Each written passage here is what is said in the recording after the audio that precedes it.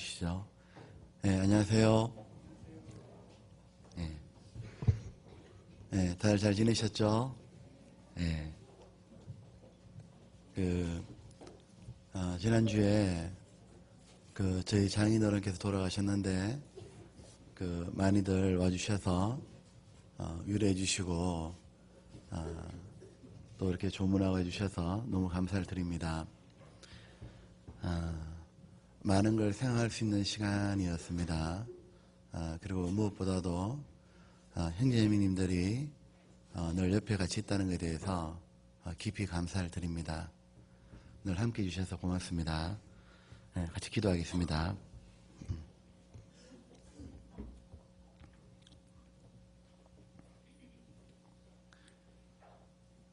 만복의 근원이신 살아계신 우리 아버지, 우리들에게 이 놀라운 구원을 허락해 주시고 성령을 주심으로 우리들이 참으로 세상 헛된 것에서 벗어나게 해주셨고, 우리에게 진정한 낙이 무엇이며 우리에게 영원한 신령한 세계가 있음을 깨닫게 해주신 것 진심으로 감사를 드립니다. 우리를 얼마나 사랑하셨는지를 주 예수님 친히 십자가에서 피 흘리고 죽으심으로 우리의 모든 죄를 영원히 처리하시고 아무 공로 없이 단지 믿음으로 어렵다 해주신 것 주님 정말 감사합니다. 그리고 우리들에게 참으로 구원해 주셔서 우리들의 지성과 그리고 우리 육신에서 벗어나게 해주시며 정말 하나님을 알게 해주셨고 하나님과 함께 살아가게 해주시는 것, 이 은혜 무엇으로 보답할지 주님, 우리들의 진정으로 하나님의 사랑을 깨달았고 하나님의 주신 말씀으로 우리들이 마귀에게 벗어나서 영원한 생명을 얻게 된 것 너무너무 감사와 하나님께 찬송을 드립니다. 아무것도 아니며 죄악 가운데 살아가던 우리들이었지만 우리가 무엇이라고 그렇게 귀하게 생각하시고 구별시켜 주셨는지 오직 하나님의 은혜에 감사와 그리고 한량없는 그 사랑 앞에 무리를 숙일 뿐입니다. 주님, 우리에게 나머지 인생 허락하신 시간들 이제 결코 헛되이 보내지 않고 하나님의 은혜를 전하며 하나님의 뜻을 쫓아서 우리에게 보여주신, 넓혀주신 우리의 생각을 쫓아서 하나님의 말씀을 따라 살 수 있기를 진심으로 원합니다.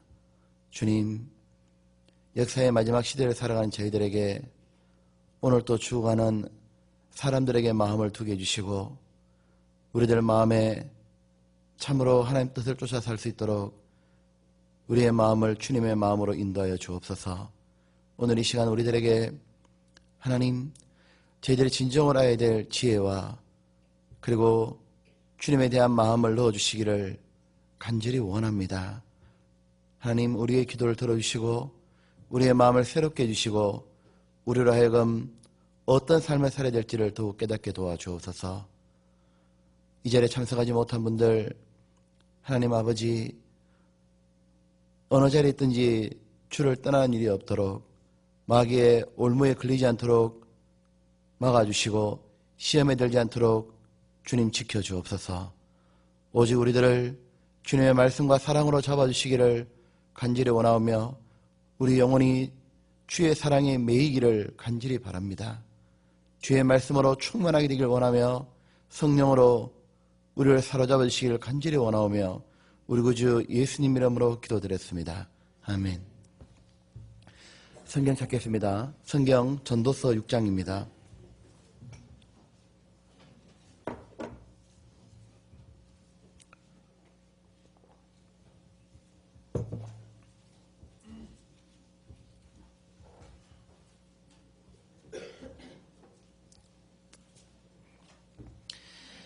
(952쪽입니다)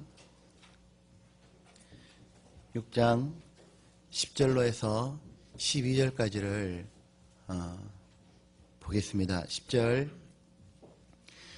이미 있는 무엇이든지 오래전부터 그 이름이 칭한 바 되었으며 사람이 무엇인지도 이미 안 바 되었나니 자기보다 강한 자와 능히 다툴 수 없느니라. 헛된 것을 더하게 하는 많은 일이 있나니 사람에게 무엇이 유익하랴. 12절. 헛된 생명의 모든 날을 그림자같이 보내는 일평생에 같이 읍시다. 사람에게 무엇이 낙인지 누가 알며 그 신후의 해 아래서 무슨 일이 있을 것을 누가 능히 그에게 고하리요.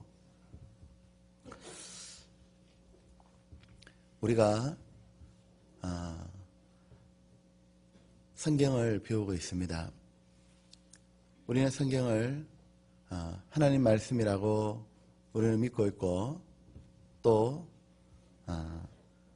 우리는 이 성경을 가장 소중히 생각합니다. 그런데 성경이 하나님 말씀이라는 것은 다른 말로 하면 모두 사실이라는 거죠. 이 성경은 진리인 겁니다. 하나님은 정말 살아계시고 이 말씀은 하나님이 내려준 거기 때문에 이 말씀은 우리 인생의 지표인 겁니다. 성경이 유일하게 뭐냐면 인생에 대한 해답인 겁니다.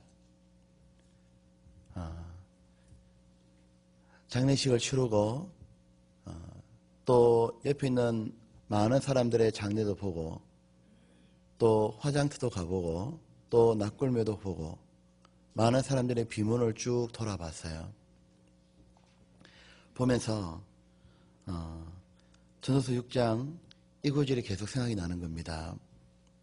지금 6장 10절에 보면은 이래 돼 있죠.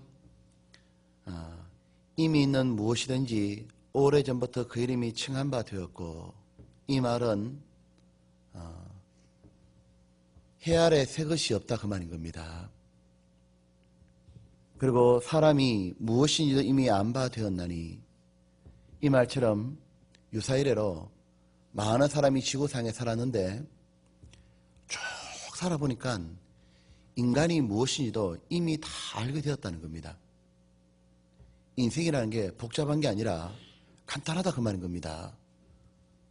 무엇이냐면은 쭉 살아보니까 이 솔로몬도 자기 평생을 살아보고 인간이 뭔지를 기록하고 있잖아요.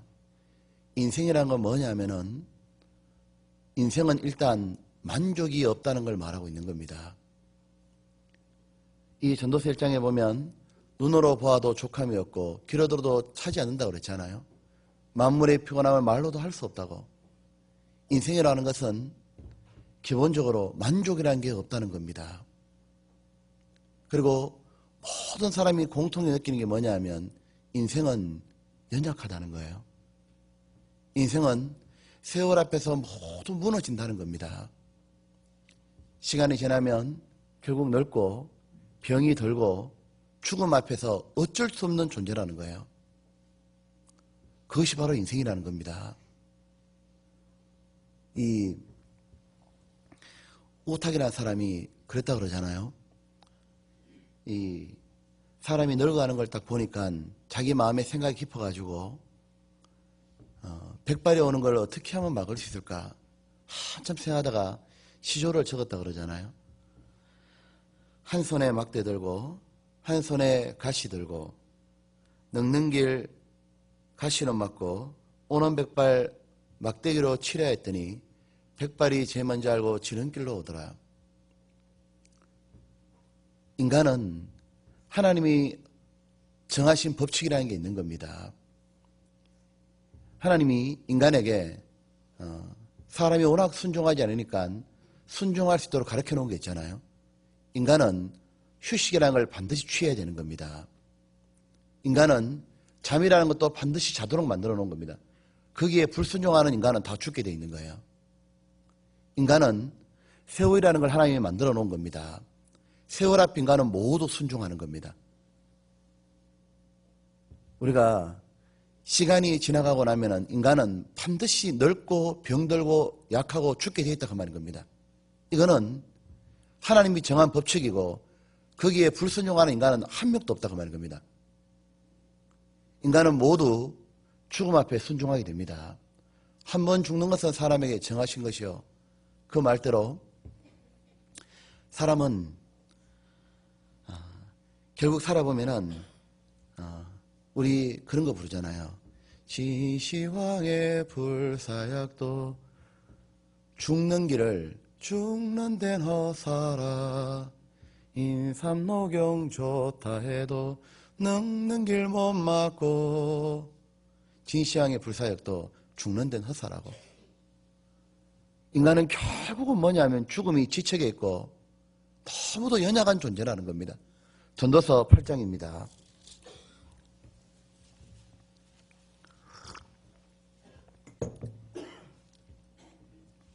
8장에 보면 8절입니다. 여기 이렇게 말하고 있죠. 생기를 주장하여 생기로 머무르게 할 사람도 없고 죽는 날을 주장할 자도 없고 전쟁할 때 모면할 자도 없으며 악의 행악자를 건져낼 수도 없느니라. 그 인간이라는 것은 무엇이냐면은 사람이 다 연구해봐도 인간은 늙고 병들고 연약하고 죽는 거다. 무엇인지 알았다 그 말인 겁니다. 그리고 또한 인생은 자기께 아무것도 없습니다. 그것도 모두 안다 그 말인 겁니다. 사람은 전도서 2장입니다. 죽음은 무엇을 그 사람에게 깨닫게 해주느냐 하면 자기께 하나도 없는 거예요. 전도서 2장에 보면은 18절입니다. 솔로몬이 하는 말이죠. 내가 해 아래서 나의 수고한 모든 수고를 하나했노니 한탄하였노니 이는 내 뒤를 이을 자에게 끼치게 됩니다. 다 남겨놓고 간다고 말이거든요. 그리고 그 사람이 지혜자인지 우매자인지 누가 알리야마는 내가 해 아래서 내 지혜를 나타내어 수고한 모든 결과를 저가 다 관리하니 이것도 헛되도다. 이러므로 내가 해 아래 수고한 모든 수고에 대하여 도리어 마음으로 실망케 하였도다. 어떤 사람은 그 지혜와 지식과 재주를 써서 수고하였어도 그 얻은 것을 수고하지 아니한 자에게 업으로 끼치느니 이것도 헛된 것이라 큰 해로다. 결국은 사람은 자기가 수고해냈던 모든 것들, 남에게 결코 주고 싶지 않았던 것들, 아까워서 절대로 못 줬던 모든 것들도 죽음이 다가오면 다 다른 사람이 나눠 가져가 버린다고 말하는 겁니다. 제가 모태에서 벌거벗고 나왔은즉 그 나온 대로 돌아가고 손으로 수고하여 얻은 것을 하나도 가지고 가지 못하느니 이것도 폐단이라. 어떻게 왔든지 그대로 가려니 바람을 잡아내는 수고가 저에게 무엇이 유익한고. 헛되고 헛되면 헛되고 헛되니 모든 것이 헛되도다. 그 말씀대로 이 헛되다는 말이 이슬이 아침에 이렇게 맺혔다가 햇빛이 들면은 모두 사라지는 것처럼 인생이 무엇이냐면은 공술의 공수고고 모두 빌려온 거구나. 우리가 가지고 있는 모든 것들도 내 거라고 칭하지만은 전부 다 뭐냐면은 하나님이 빌려준 겁니다. 하나님이 사람에게 이번에 이 사람이 빌려줬던 것을 이제는 이 사람이 죽고 나면 그거를 다른 사람이 또 나눠줍니다.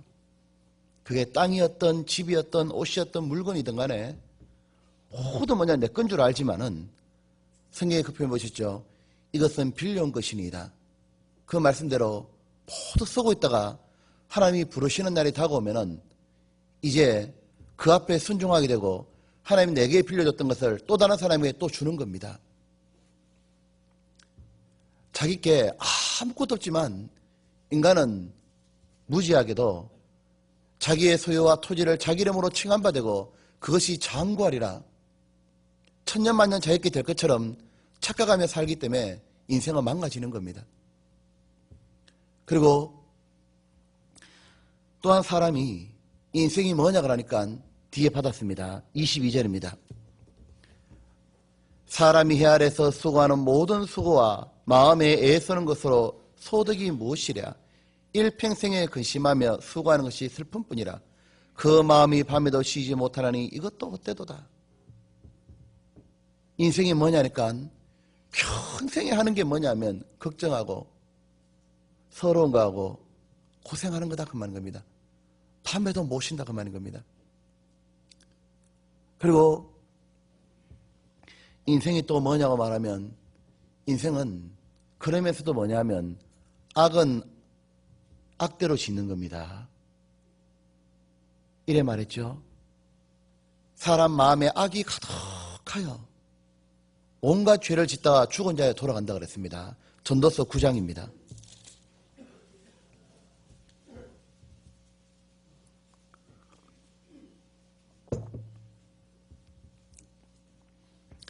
(3절에) 모든 사람의 결국이 일반인 그것은 해 아래서 모든 일 중에 악한 것이니 곧 인생의 마음에 선이 가득하여 이란 데 있습니다. 악이 가득하여 평생에 미친 마음을 품다가 후에는 죽은 자에게로 돌아가는 것이라. 그리고 인간은 이 악에서 건져낼 자가 없다는 것도 압니다. 그런데 기가 막힌 거는 인간은 자기가 만족도 없고 연약하고 자기는 세월 앞에 무너지고 그리고 자기는 악하고 고생하고 근심하고 자기 거는 하나도 없고 그런데 인생이 그러면서도 기가 막힌 거 뭐냐면 인생은 무지한 겁니다.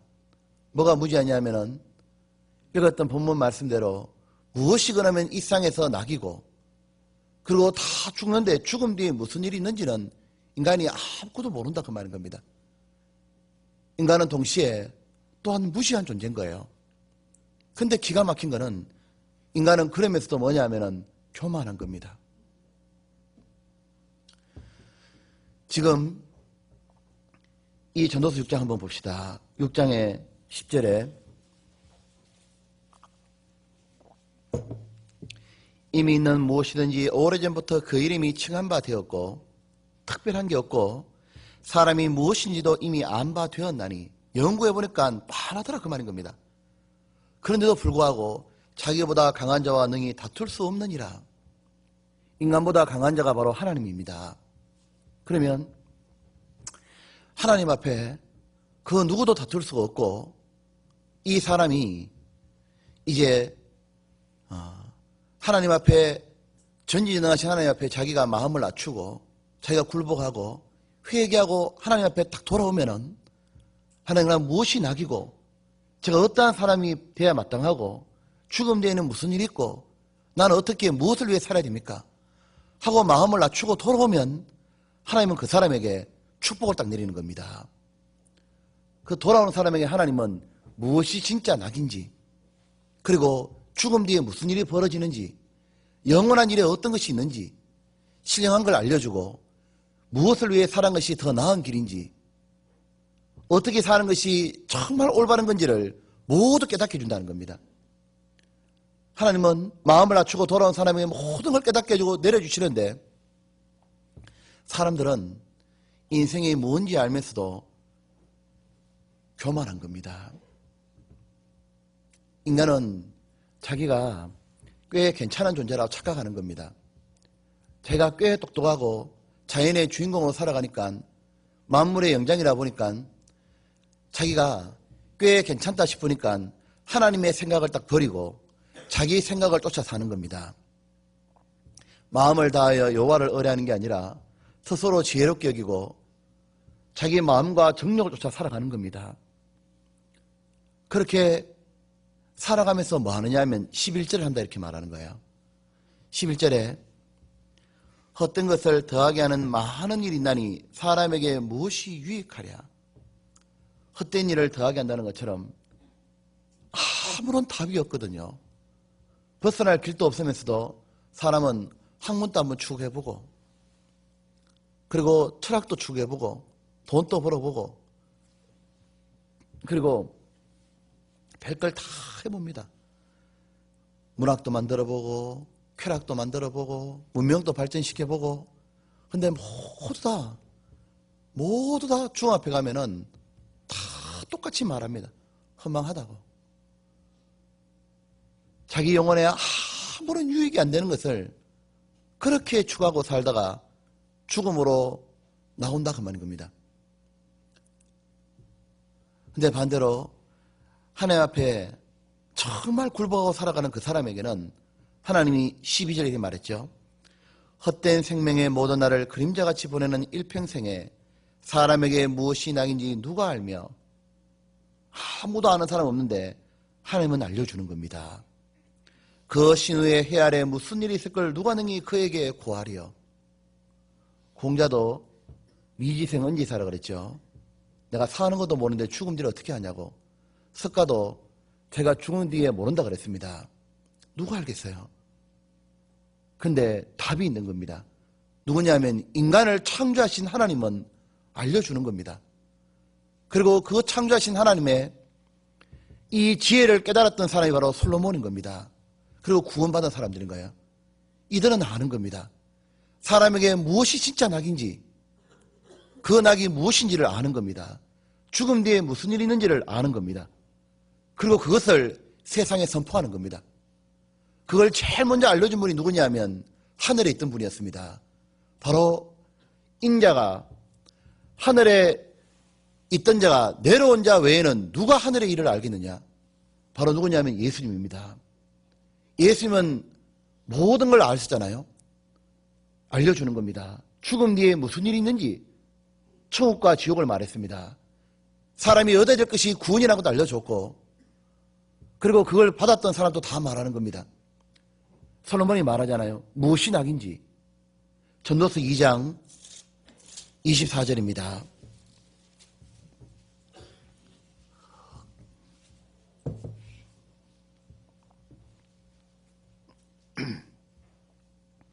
여기 보면은 사람이 먹고 마시며 수고하는 가운데 심령으로 낙을 누리게 하는 것보다 나은 것이 없나니 내가 이것도 본즉 하나님의 손에서 나는 것이로다. 사람이 진정으로 누려야 될 낙이 뭔지를 알려주고 있죠. 먹는 것도 낙이고 마시는 것도 낙인데 진짜 낙이, 영혼의 낙이 하나님의 손에서 나는 거라고. 바로 예수님에게서 나오는 겁니다. 우리 요한복음 4장에 우물가의 여인 아시잖아요. 이 사마리아 여인이 자기에게 진짜 낙이 있을까 싶어가지고 이 여인이 남편을 6명께 두잖아요. 근데 저 사람은 내게 기쁨을 줄까? 여자들은 대체로 만족을 돈이나 또는 어떤 쥐나 권력보다도 사람에게서 많이 구합니다. 특별히 의지를 잘하기 때문에 자기의 신랑과 또 자기의 자식이 자기에게 무슨 만족을 줄 줄 알고 기대해 보잖아요. 이 사람 저 사람 다 만나봤습니다. 넘버 6째 했어요. 1번부터 5번까지 다 만나보고 갈아치워 봤어요. 아무도 진짜 만족을 못 줘. 그때 예수님이 오셨잖아요. 모두 다 네 본남편이 아니라고. 우물가의 여인처럼 난구했네. 헛되고 헛된 것들을. 그 말처럼 이 물을 먹는 자는 다시 목마르느니와. 세상에 그 어떤 것도 먹어봐도 가져봐도 쥐어봐도 진정으로 만족이 안 오는 거예요. 근데 내가 주는 물을 먹는 자는 다시는 목마르지 아니하려니와. 예수님이 뭐냐면 우리의 갈등을 해결한 분인 겁니다. 생수의 근원이거든요. 그 예수님을 만났을 때 처음으로 죄사함과 마음의 기쁨과 평안과 우물에서 샘에서 거둬오는 기쁨이 있었습니다. 죽어도 좋다 이제. 너무 감사하다. 내가 이제 영원한 천국에 들어가게 되고 나는 그 하나님의 사랑을 받는 자였구나. 그리고 나를 위해 죽기까지 사랑한 저분이 계시는구나. 처음으로 무엇이냐면 만족이 들어왔던 겁니다. 그 길을 하나님 앞에 마음을 낮추는 자는 반드시 깨닫게 해준다는 겁니다. 그리고 이 솔로몬은 말하고 있죠. 사람이 죽음 뒤에 무슨 일이 벌어지느냐 하면은 이렇게 말하지 않습니까? 3장 20절입니다.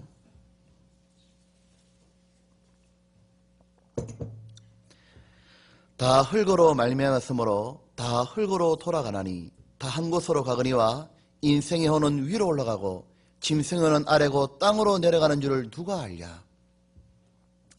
알았던 게 있죠. 맞구나. 짐승도 죽으면 그만이지만 사람은 육체는 흙으로 가지만 하나님께로 가는구나. 하나님과 함께 살아가는 영원한 세계가 있는 거구나. 그걸 하나님 모두 가르쳐 주는 겁니다. 동시에 우리가 보면은 이 하나님이 정말 하나님께 굴복하고 하나님이 앞에 자기를 마음을 낮추고 살아가는 사람에겐 그 사람에게 하나님이 구원만 해주시는 게 아니라 그 사람에게 인생이 어떻게 살아야 될지도 알려준다고 되어 있습니다. 전도서 7장입니다.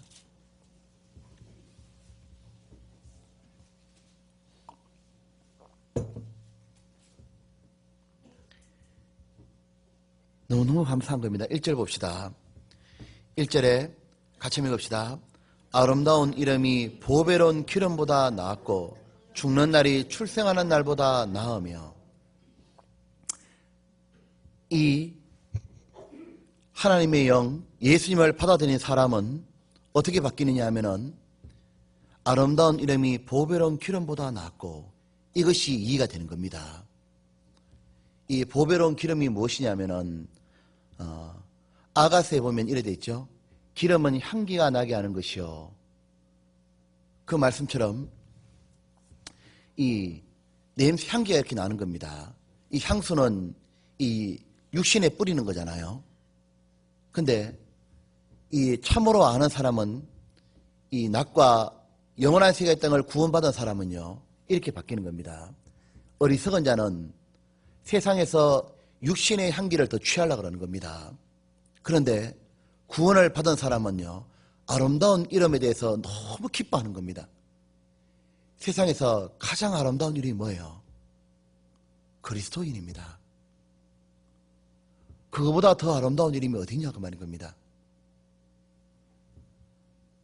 보면은 얼마나 더 영광스럽고 그리스도인, 그리스도의 것이잖아요. 이 세상에는 사람들이 보면은 이름들이 많이 있었잖아요. 세상에서 향기가 날렸던 사람들이 많이 있었습니다. 노아 시대 때는요 누가 육신의 향기를 많이 날렸냐면은 이 바로 네필이라는 족속이었습니다. 힘이 세고 골격이 창대한 그런 사람들 있잖아요. 그 사람들이 뭐냐면 육신이 창대하니까 사람들이 유명해졌거든요. 그런데 하나님 앞에 아름다운 이름은 누구냐면 노아인 겁니다. 하나님 보실 때 진짜 큰 자고 진짜 유명한 자가 누구냐면 노아인 겁니다. 모두 이름 없이 다 죽었습니다. 홍수가 날 때 모두 쓸어버렸고 이름 없이 다 죽었습니다. 그런데 노아는 영원토록 남는 이름이 되는 겁니다. 얼마나 아름답습니까? 노아. 예수님 당대 때 많은 사람이 살고 있었거든요. 사람들은 육신에 향기를 내는 사람들을 많이 쫓아갔습니다. 거기에는 정치가 있는 헤롯도 있고 대제사장 가야바도 있고 그리고 본디오 빌라도도 있습니다. 사람들은 그들의 육신에 있는 향기를 보고 쭉 따라갔는데 하나님 보실 때 그 당시에 진짜 아름다운 이름이 있습니다. 하나님 마음에서 기쁨을 주고 하나님이 그 이름을 생각할 때면 언제나 미소를 띄울 수 있고 언제나 하나님은 그 이름을 떠오를 때마다 하나님이 그 때문에 기쁨으로 넘치는 그런 이름이 있었습니다. 누구냐면 베드로인 거예요. 베드로, 요한, 야고보 합고 다니는 어부였지만 하나님께는 너무도 귀하고 아름다운 이름인 겁니다. 우리 마음에도 한번 물어보십시오. 자식 이름 지을 때 빌라도 아무도 이렇게 안 짓습니다. 그 인간은 지을 이름이 안 되잖아요. 우리 뭐 이름을 지어보라 그러면은 피터 이렇게 짓습니다. 존, 요한이죠. 제임스, 야고보입니다. 우리는 폴, 바울이잖아요. 이 바울이 사울이라는 이름이 큰 자의 뜻이거든요. 근데 예수님을 다메섹에서 만나고 난 다음에 이름을 바울이라 바꿉니다. 작은 자로. 사람들이 볼 때는 미친 행동이었거든요. 왜냐하면 스스로 작은 자로 되니까 바울이라고. 하나님 볼 때는 얼마나 아름다운 이름이에요. 아름다운 이름. 그 아름다운 이름들 중에서 로마서 16장에 딱 보게 되면은 진짜 아름다운 이름들 나옵니다. 우리들의 마음에서 마음을 설레게 하는 이름들이 딱 나오잖아요. 마지막으로 바울이 로마서 16장을 딱 기록하면서 이름들을 쫙 적습니다. 적으면서 로마서는 15장에서 끝나도 되는 장이잖아요. 근데 마지막 한 장을 마치 별첨처럼 부록으로 끼워 놓습니다. 끼워 놓은 다음에 무엇이라고 하느냐면 사람들 명단을 쫙 적어요. 적더니 내가 이들 한 명 한 명에 대해서 평가하면서 무난하라고 얘기합니다. 거기 보면 이래 말하잖아요. 나의 보호자 되었던 베베에게 무난하라. 베베는 얼마나 아름다운 이름이에요. 안고 다닌 여자들이 있었습니다. 그런데 주 안에서 많이 사랑하는 그런 표현들이 쫙 나와 있잖아요. 퍼시에게 무난하라. 거기 보면은 한 부부가 있었습니다. 세상에서 태어났다가 모두 부부를 이루고 가정을 이루고 살다가 죽잖아요. 그런데 너무 아름다운 부부가 나오는 겁니다. 그 부부의 이름이 얼마나 아름다운지 하나님이 2000년 동안 기록해놓고 모든 부부들은 그렇게 되고 싶어 하잖아요. 나를 위하여 목이라도 내놓았던 브리스길라와 아굴라에게 무난하라. 그렇게 나오지 않습니까? 세상에서 가장 아름다운 이름들이거든요. 로마서 16장 한번 봅시다.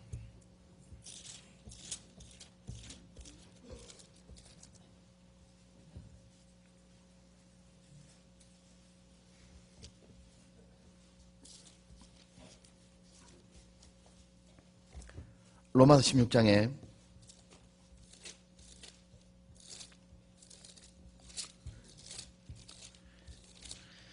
여기 보면은 3절에 보면 너희가 그리스도 예수 안에서 나의 동력자들인 브리스가와 아굴라에게 무난하라.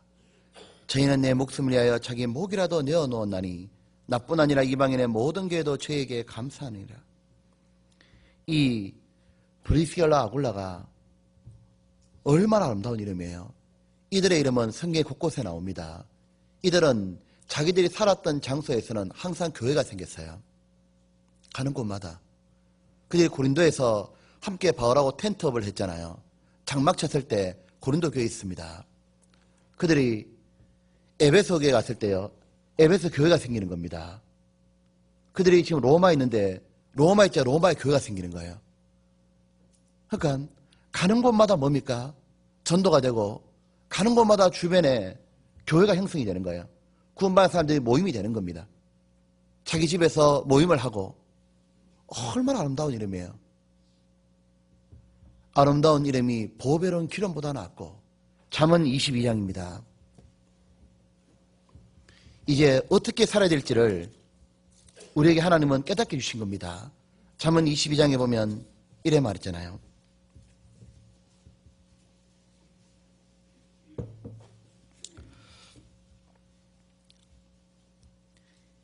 여기 보면 이렇게 되어 있죠. 많은 재물보다 뭐랬습니까? 명예를 택할 것이요 은이나 금보다도 은총을 더욱 택할 것이니라. 꼭 이렇게 살아라고. 이걸 구원받은 사람은 압니다. 많은 재물을 얻어가지고 육신의 향취를 내는 거 있잖아요. 사람들이 볼 때 와 집이 넓다. 야 차가 외제다.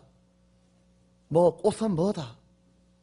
뭐다 이런 거 말고 이제 압니다. 그들은 벗어나지 못하지만 우리는 벗어난 거예요. 무엇이냐면은 많은 재물보다 명예를 택할 것이요 그리스도인이라는 그 명예 말이에요. 영국 사람들은요 영국인이라는 명예 때문에 이들은 그러잖아요.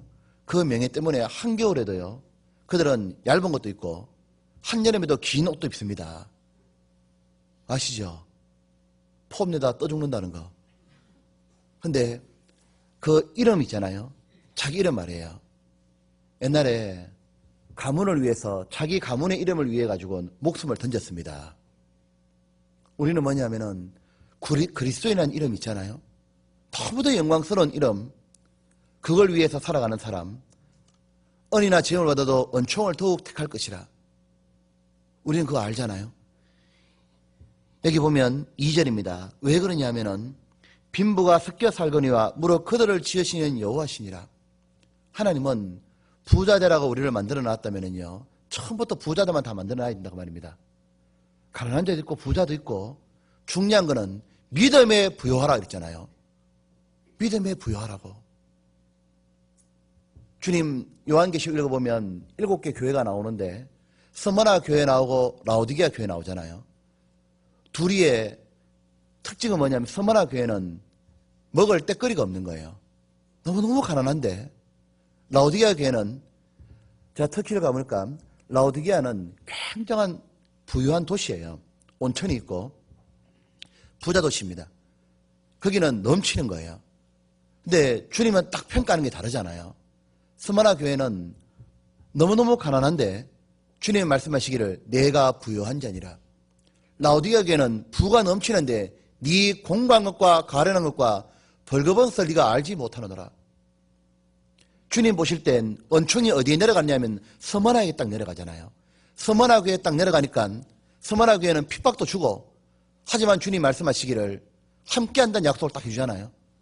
라오디게아 교회는 주님이 토하여 내치리라 그랬습니다. 뜨겁지도 않고 차갑지도 않으니까. 우리가 보면은 구원받고 난 다음에 아는 게 있습니다. 그래, 내가 이 땅에 나머지 시간이 얼마 있는지 모르겠는데 인생이 뭔지 내가 많이 안다. 이제 인생은 연약한 거고 인생은 자기 게 아무것도 없는 거고 이제 나는 벗어났기 때문에 뭘 위해 살까? 하나님께 은총받는 쪽으로 가자. 우리는 안다 그 말인 겁니다.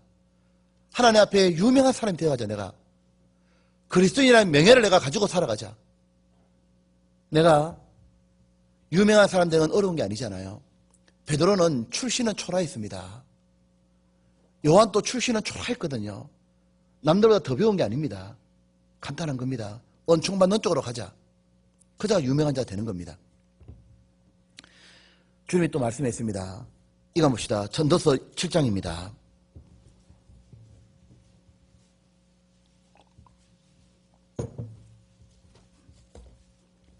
(7장에) 1절입니다. 아름다운 이름이 보배는 기름보다 나았고, 같이 봅시다. 죽는 날이 출생하는 날보다 나으며, 이걸 깨닫는 사람은 구원받은 사람밖에 없는 거예요. 영원한 내세가 해결된 사람은 죽는 날이 더 낫죠. 구원받지 않은 사람은 죽으면 안 되는 겁니다. 왜냐하면 구원받지 않은 사람은 죽으면 세상의 고통하고 비교도 할 수 없는 후회와 고통인 지옥으로 떨어지잖아요. 절대 죽으면 안 되는 거예요. 구원받은 사람은 함부로 죽으면 안 된다 그 말인 겁니다. 그런데 반대로 구원받은 사람은 죽는 날이 훨씬 낫잖아요. 왜요?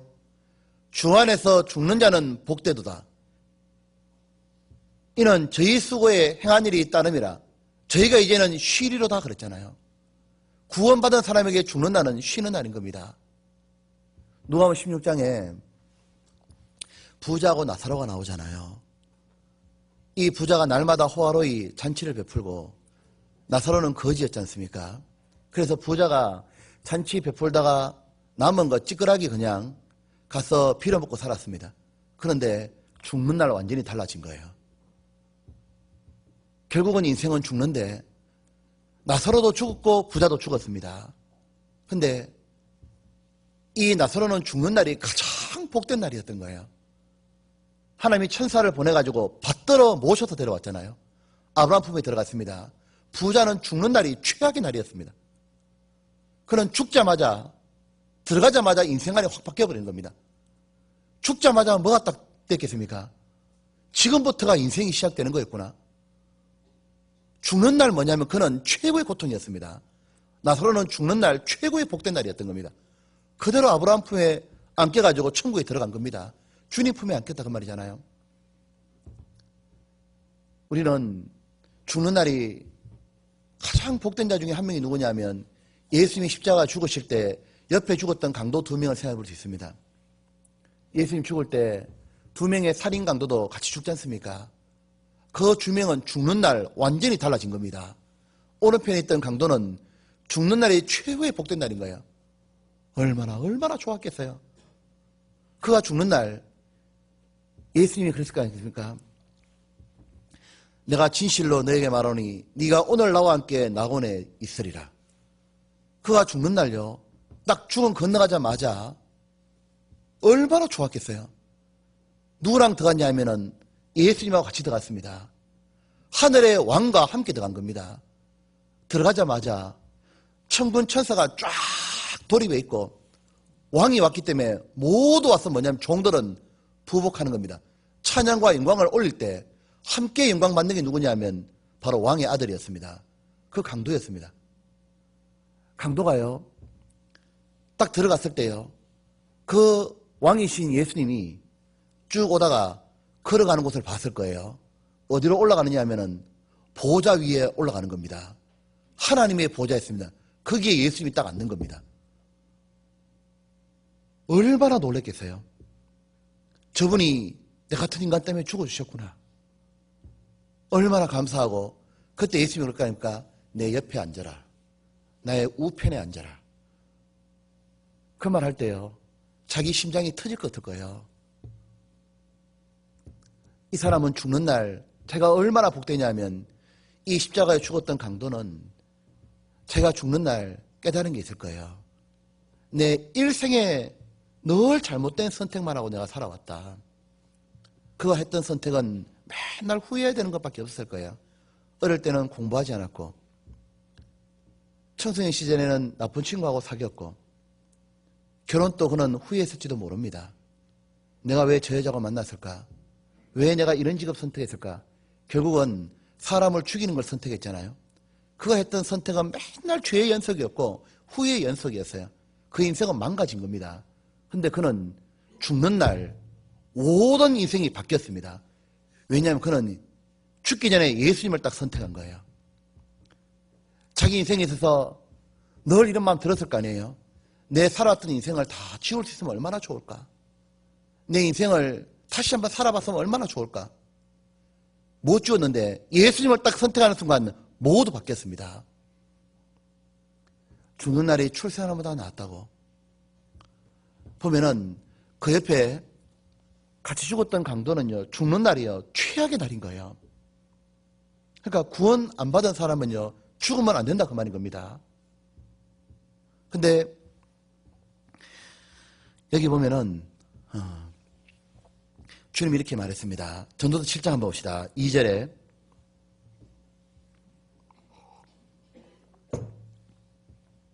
초상집에 가는 것이 잔치집에 가는 것보다 나으니 모든 사람의 결국이 이와 같이 됨이라. 산자가 이것에 같이 봅시다. 유심하리로다. 주님은 또 우리에게 알려줍니다. 이제 구원을 딱 받고 나니까 죽는 날이 나았구나. 동시에 어디를 자꾸 가보라고 말하냐면 초상집에 가보라 얘기합니다. 왜 초상집에 자꾸 가보라고 말하냐면은 마음을 어디에 두고 살아야 될지 지혜를 얻을 거다 그 말인 겁니다. 사람들은 잔치하는 집에 가잖아요.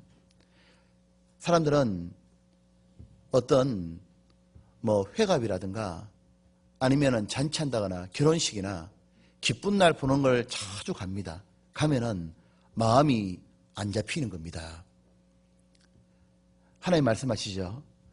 구원받고 난 다음에는 인생을 어떻게 살아야 되느냐 하면은 마음을 반드시 죽음에 도라 이렇게 말하고 있는 겁니다. 이것에 유심하리로다 이렇게 말했잖아요. 이것은 하나님의 명령인 겁니다. 인간이 어디에 마음을 두고 살아야 될지를 누가 말할 수 있어요? 그거는 하나님밖에 없는 겁니다. 사람들은 어디에 마음 두느냐 하면 돈에 마음 두고 살잖아요. 어떤 사람은 정치에 마음을 둡니다. 어떤 사람은 건강에 마음 두고 살잖아요. 온통 건강이잖아요. 어떤 사람들은 건강에 마음을 다 두니까 건강이 조금만 해롭다 싶으면요 아무것도 안 하려고 그러는 겁니다. 어떤 사람은 쾌락에 마음을 두잖아요. 그러니까 죄가 있다 그러면요 골로 다 쫓아다니는 겁니다. 어떤 사람은 자식의 마음을 다 두고 있잖아요. 그러니까 자식을 위해서라면요 신앙도 저버리지 않습니까? 어떤 사람은 돈을 위해서라면 신앙 저버립니다. 주님 말하는 겁니다. 죽음의 마음을 두라고. 죽음의 마음을 두라. 우리가 어디에 마음을 둬야 되느냐 하면 죽음의 마음을 딱 두고 나면 이게 이겁니다. 바로 구원받았던 믿음의 선배들은 한결같이 전부 다 가지고 있는 신앙관이 뭐냐면요, 종말론입니다. 이것이 주님이 오시는 종말론 말고 항상 그들은 개인의 종말을 가지고 있습니다. 조나단 에드워즈라고 아시죠?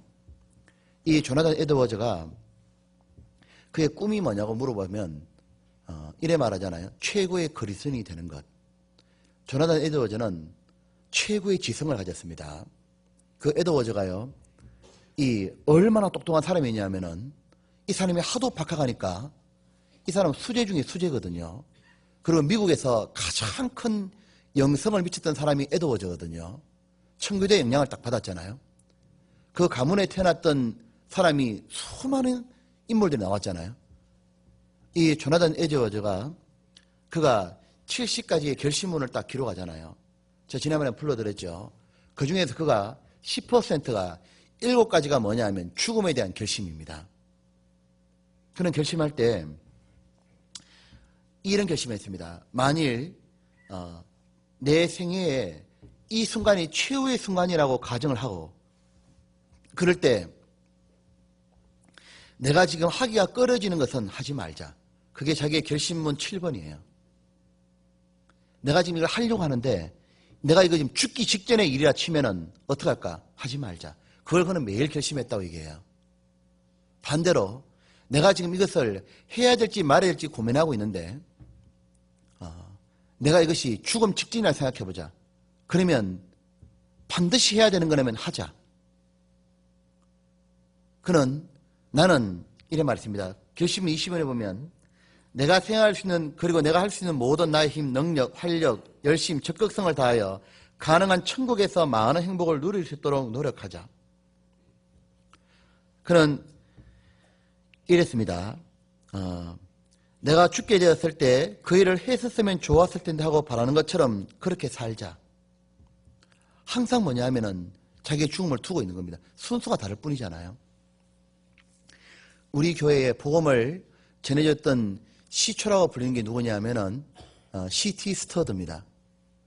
스터드가 자기 형의 죽음의 직전에 몰려가서 죽는 걸 보고요. 스터드가 어떻게 하냐면 깨달은 게 있잖아요. 영원한 것 외에는 아무 것에도 관심을 두지 말자. 영원히 남지 않는 것에 대해서는 아무 것에도 내가 마음을 뺏기지 말자. 그게 결심문입니다.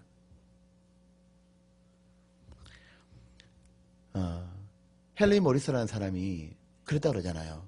그가 대학을 졸업하니까 박사학위가 많았어요. 탁월한 수지여서 3개의 박사학위를 가지고 있었는데 여러 군데에서 그들을 초대했습니다. 그를 연구소에서 이렇게 오라고 또 수석연구원 자리 줄 테니까 오라고 계속 불렀는데 그런데 한편에서 뭘 불렀냐면 교회에서 사람들이 이 하도 진화론 같은 게 많이 나오고 성경의 과학과 모순되는 것처럼 반대를 많이 하니까 뭘 말했냐면은 이 교회에서 있으면서 성경을 연구하고 그리고 과학을 가지고서 성경이 사실한 걸 증명하는 거 그걸 좀 해달라 그랬던 겁니다. 근데 뭘 해야 될까 이 사람이 막 고민하고 있다가요. 어느 날요. 이 사람이 결심을 딱 하게 돼요. 어떤 결심을 했냐면 꿈을 딱 꾸는데 이 사람이요. 어떤 꿈을 꾸느냐면은 주님이 재림하시는 그런 어떤 꿈을 딱 꾸게 되는 겁니다. 딱 꾸게 되니까 이 사람이요. 그 다음에 한자를 딱 적어요. 그걸 딱 적어가지고 자기 벽에 딱 붙여놓고 사람들이 초대할 때 그 말로 대답을 딱 하고 끝냈습니다. 그가 벽에 붙였던 게 뭐냐면 Perhaps today인 겁니다. Perhaps today. 아마 오늘일지도 모른다.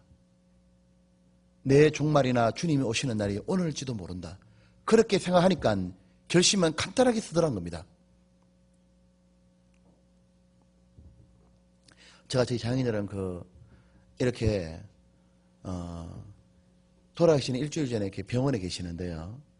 하나님께 기회를 주셨다고 제가 생각이 들어요. 근데 서수원교회를 집회를 이제 이렇게 제가 하러 갔잖아요. 집회를 하러 가는데 오전에 조모임을 하고 저녁에 집회를 하니까 오후에 서울에 있는 삼성병원을 갔다 이렇게 오면 너무 피곤한 겁니다. 그리고 이제 하여튼 그전에도 계속해서 이렇게 집회를 하고 있어가지고 몸이 많이 친 상태인데 마음에서요. 이걸 가야 되나 말아야 되나 싶은데 생각이 많이 드는 겁니다. 존모임 때 했다가 저녁에 또 집회도 갔다가 오후에 저 갔다 오고 나면은 야, 내가 집회를 할 수 있겠나. 그 당시에 목이 부었거든요.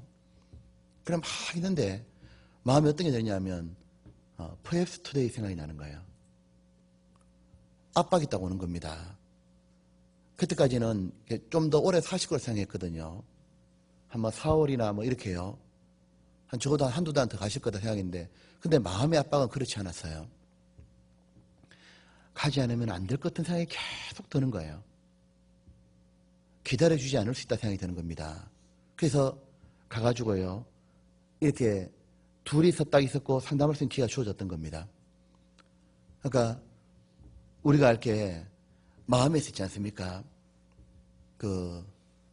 이 돌아가신 날도 마찬가지예요. 월요일 때 있잖아요. 아침에 딱 일어났는데 가야겠다 생각이 드는 거예요. 전도연 수련을 가야 되는데 갔다가 내가 전도연을 바로 가야겠다 싶어가지고 갔는데요. 그날 돌아가신 겁니다. 그리고 오전에 충분히 상담할 때 시간이 있었던 겁니다. 우리가 보면은 시간이요. 우리가 항상 다른 사람의 죽음도 생각이 되지만 우리의 죽음도 생각하고 살아야 되는 겁니다. 우리는 마음을 어디에 두고 살아야 되는지가 중요한 거예요. 왜냐하면 마음을 딱 두는 거에 따라 가지고 행동이 결정나는 겁니다. 만약에 마음을요 죽음에 두지 않았다면요 안 움직입니다. 피곤한 대로 살아갈 거 아니에요. 마음을 어디에 두는지가 중요한 겁니다. 마음을 우리가 둬야 될 게 성경에 둬야 되죠. 마음을 성경에 두면 성경이 엽니다. 마음을 주님께 딱 두면은요 주님이 원하는 뜻대로 살아야겠다고 마음이 쓰는 겁니다.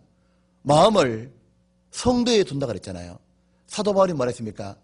너희가 내 마음에 있음이며 빌립보 성도들이 하는 말이 너희는 내 마음에 있음이며 바울이 빌립보 성도를 마음에 딱 두고 있으니까 그들을 위해서라면 무엇인지 하고 싶었던 거예요. 그들을 위해서 뭘 하고 싶었냐면 그들이 믿음 가운데 올바르고 살기만 한다면은 자기는 그 일을 위해서 자기는 죽어도 좋다 그랬습니다. 마음을 교회에 두는 사람은요 교회가 잘 되는 거라면은 자기는 망가져도 좋다 생각하는 거예요. 마음을 하나님께 두는 사람은요 하나님의 영광을 위해서라면 내 같은 사람 이름 안 드러나도 괜찮다. 마음을 교회에다 두는 사람은요 교회가 빨리 자리를 잡고 건축하고 더 많은 영혼을 건지고 그렇게 해야 된다. 마음을 두게 돼 있는 거예요. 마음을 다른 사람 영혼에 두는 사람은요 다른 사람 영혼이 어떻게 될지를 생각해 보는 거예요. 왜 내가 지금 신앙생활이 어떻게 살아야 될지를 하나님 깨닫게 해주셨다 그 말인 겁니다. 근데 내 신앙생활이 왜 지지부진하게 살아가느냐. 마음이 엉뚱한 데 다 있다 그 말인 겁니다. 어리석게도 그 말입니다. 마태복음 6장입니다.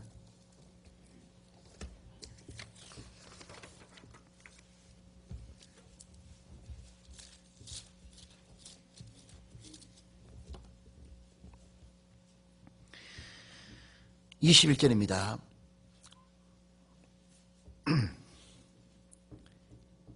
여기 보면 내 보물 있는 그곳에는 뭐라 했습니까?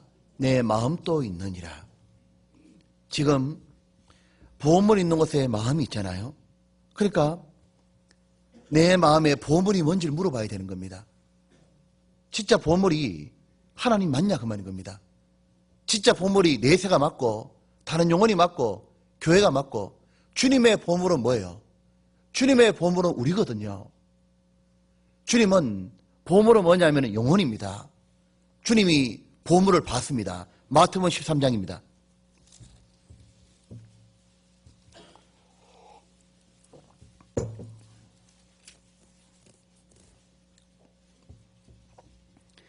(13장의) 44절입니다.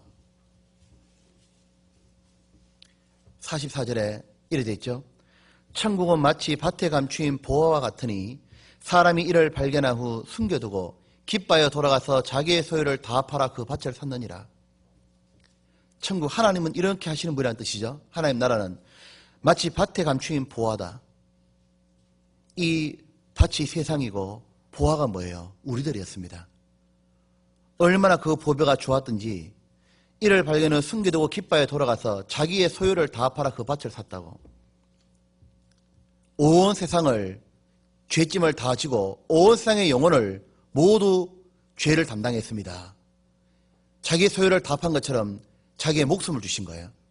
자기 피를 흘려 교회를 샀다 돼 있잖아요. 모두 영혼을 죄 사함을 해놨다 그 말인 겁니다. 그게 우리 보배니까. 하나님께 우리가 보배니까. 동시에 우리 보배도 45절입니다. 또 천국은 마치 좋은 진주를 구하는 장사와 같으니 극히 값진 진주 몇 개죠? 하나를 만남에 가서 자기의 소유를 다 팔아 그 진주를 샀느니라. 이 진주가 누굽니까? 예수님입니다. 구원받은 사람은 동시에 자기 마음의 진주가 누구냐면 예수님이거든요. 그러니까 다 파는 겁니다. 주를 위해서라면. 자기 목숨까지도 딱 넣잖아요. 자, 우리 마음에 주님은 말입니다. 주님 마음에는 교회가 주님 마음에 있고, 주님 마음에는 우리가 주님 마음에 있고, 주님 마음에는 뭐냐면 항상 죽어가는 영혼이 마음에 있어요. 그 마음이 우리에게도 넘쳐야 되잖아요. 주님은 이 마음을 어디 둬야 될지 어떻게 할 수 있냐면 죽음을 딱 생각하면요 마음이 바뀌는 겁니다. 우리도 잠시 잠깐 뒤면은 주님 만납니다. 죽음을 마음에 딱 두면 왜 생각이 달리냐면요 죽음 뒤에는 뭐가 기다리고 있냐면요 하나님 앞에 심판대가 딱 기다리고 있잖아요. 우리는 죽음을 딱 생각하면은 이제 압니다. 이 땅에 살았던 모든 것이 완전히 성적표가 발표되는 날이잖아요. 어릴 때 교통사고가 나면 제대로 치료하지 못하면 평생을 힘들게 살잖아요. 좀 죄송하지만 어릴 때 장애를 앓고 나면 평생을 힘들게 살잖아요. 반대로 어떻게 준비하다가 내세가 달라지잖아요. 우리는 지금 무엇을 기다리는 사람이냐면은 주님 앞에서 영광을 기다리는 사람입니다. 우리가 이 땅에서 요령껏 눈치껏 살아가는 게 아니잖아요. 그 모든 것은 헛된 일입니다. 사람들 보기에 적당하게 사는 적당주의, 그리고 자기만 위해 사는 이기주의, 그 모든 건 바보 같은 짓이라고 말하는 겁니다. 주님이 왜 사람에게 보이려고 선을 행치 말라, 외식하는 것에 대해서 야단했냐면 모두 어리석다 그 말인 겁니다. 그 모든 게 주님 앞에 가면 상이 없다 그 말인 거예요. 우리는 내세를 기다리고 칭찬과 존귀와 영광을 바라고 살잖아요. 우리의 마음이 어디 있냐면은 심판대의 그날에 있어야 된다 그 말인 겁니다. 사도 바울이 그 마음이 항상 변함이 없잖아요. 사도 바울이 자신이 신앙생활하는 동기가 두 가지라 그랬지 않습니까? 하나님 은혜에 보답하는 거고, 두 번째는 상 받기를 바라는 마음이잖아요. 바울이 고린도전서 4장입니다.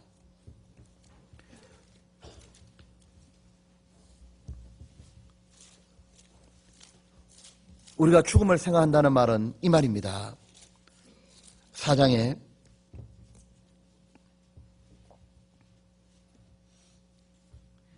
5절입니다. 그러므로 때가 이르기 전 곧 주께서 오시기까지 아무것도 판단치 말라. 같이 읽읍시다. 그가 어둠에 감추인 것들을 드러내고 마음의 뜻을 나타내시려니 그때 각 사람에게 하나님께로부터 칭찬이 있으리라. 그런데 이 어리석은 자는, 구원받지 못한 자는 항상 뭐냐면 생일잔치는 늘 하는 겁니다. 출생은 기뻐하고 생일잔치 하는데 죽는 날에 대한 전혀 준비가 없잖아요. 제가요 성경 보는데 마귀가, 우리가 또 하나 생각할 게, 이 구원받은 사람은 죽는 날이 낫다는 거 있잖아요. 그건 너무 놀라운 축복인 겁니다. 왜냐하면은 구원받은 사람은 죽음을 두려워하지 않는 겁니다. 이 마귀가요, 이 욥 있잖아요. 이 욥을, 마귀가 욥을 한번 망가지게 해보고 싶었잖아요. 신앙을요. 근데 욥이 이겼습니까? 마귀가 이겼습니까? 누가 이겼습니까? 마귀는요 박살난 겁니다. 욥한테. 어떻게 박살났냐면 이렇게 박살난 겁니다. 하나님이 어느 날 욥을 보니까 욥은 하나님의 자랑이거든요. 하나님이 자랑하고 싶은 욥. 우리도 그런 사람 되면 얼마나 좋겠어요. 하나님이 얼마나 욥을 자랑하고 싶었는지요. 딱 보니까 마귀가 이 뻘뻘거리 다니다가 왔잖아요. 다니다 오니까 마귀한테 하나님 딱 그러잖아요. 네 내 종 욥을 잘 봤냐? 그러더니 욥에 대해 얘기를 쫙 주잖아요. 세상에 저렇게 순전하고 정직하고 하나님을 경외하고 악을 떠난 자가 없느니라. 이 말을 딱 하니까요. 마귀가 그 말 들으니까 열 받아요, 안 받아요? 열 받아요, 안 받아요? 마귀가 열이 엄청 받은 겁니다. 왜 받았냐면 마귀 지가 가지고 있는 건 하나도 없는 겁니다. 지는 순전한 게 아니잖아요. 악해 빠졌고 그리고 정직한 건데 지는 거짓의 압이고 하나님이 딱 얘기하는 게 뭐냐면 니하고 질적으로 다르다 이렇게 말하는 겁니다. 그러니까 네가 노리던 자리는 욥이 받을 수밖에 없는 거다. 마귀가 하나님처럼 되려다가 쫓겨났잖아요. 그 자리는 네 같은 게 앉는 게 아니다. 욥 같은 사람이 앉는 거다. 이렇게 말해준 겁니다.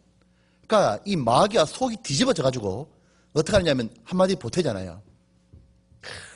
하나님이요 욥한테 하도 축복을 내리니까요 자식도 10명이나 줬지요. 재산도 이 일대의 제일 부자로 만들어줬죠. 5만 걸 다 주니까 욥이 저렇게 순전하고 저런 거지. 한번 저걸 빼뜨려 보십시오. 그러면 하나님 저주할 거라고. 하나님이 비웃었잖아요. 마귀를. 해봐라 그러면. 해봐라니까 마귀가 신나가지고 바로 다음날 했잖아. 좋아가지고 그냥. 하는데요. 하루아침에 벌어졌지 않습니까? 재산 다 날아가고.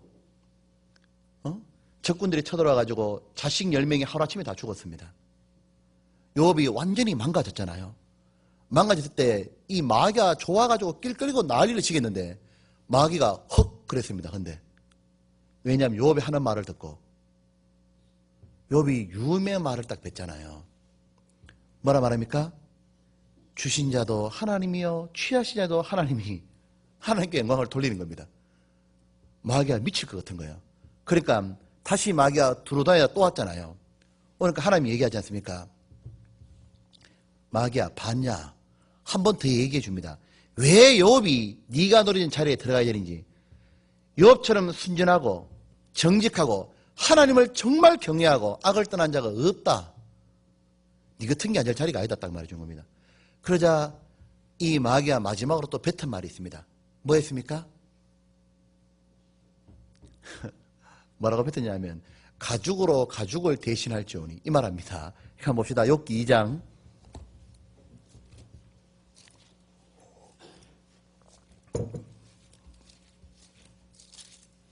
2장에 3절 봅시다. 여호와께서 사단에게 이르시되 내가 내 종 욥을 위하여 보았느냐? 그와 같이 순전하고 정직하여 하나님을 경외하며 악에서 떠난 자가 세상에 없느니라. 내가 나를 격동하여 까닭없이 그를 치게 했어도 그가 오히려 자기의 순전을 굳게 지켰느니라. 그리고 뒤에 빠진 말이 있다면 이런 말이죠. 이런 자가 네가 노리던 자리를 얻는 거다. 하나님 영광은 이런 자가 받는 거다. 그 말씀하셨겠죠?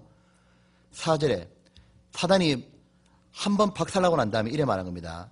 사단이 여호와께 대답하여 가로되 가죽으로 가죽을 바꾸오니 사람이 그 모든 소유물로 자기의 생명을 바꾸올지라.